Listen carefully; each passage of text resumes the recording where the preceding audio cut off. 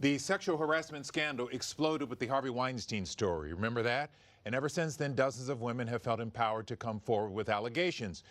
Could we be experiencing a cultural shift in how we handle victims? Matt Doherty has been talking with college students today who'll soon be entering the workforce. And Matt, do they think things and attitudes are changing about this? Yes, they do. And the students we talked to today say they speak up right away, regardless of the repercussions. It's really sad and it's really revealing. The students we met with today say their generation is different. Not because they don't think it'll ever happen to them, but because of how they say they'll respond right away.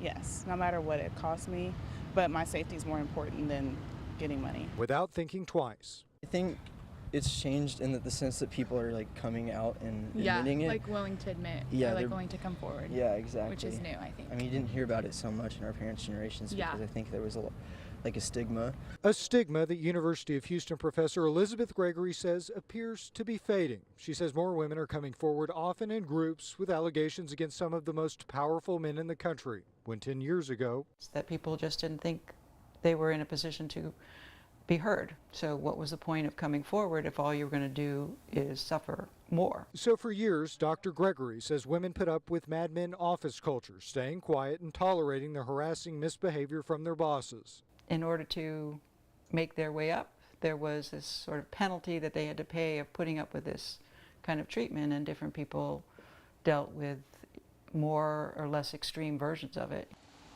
But if you ask the generation soonest to enter the workforce, they say they wouldn't be afraid to tell.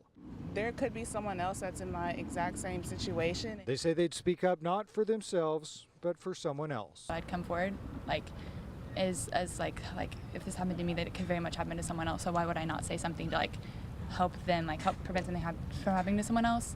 I don't know, I feel like that's the right thing to do, to help someone else.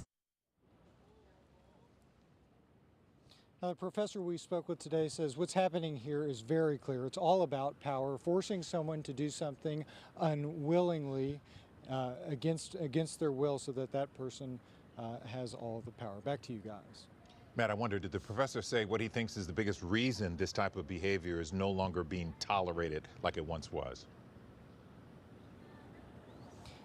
Yeah, she's telling me things are changing mostly because there are more women who are in higher level corporate management jobs right now. That hasn't been the case in the past. However, she says we have a long way to go. Only 5% of the CEOs in the United States are women. Back to you. All right, Matt, thanks for the report.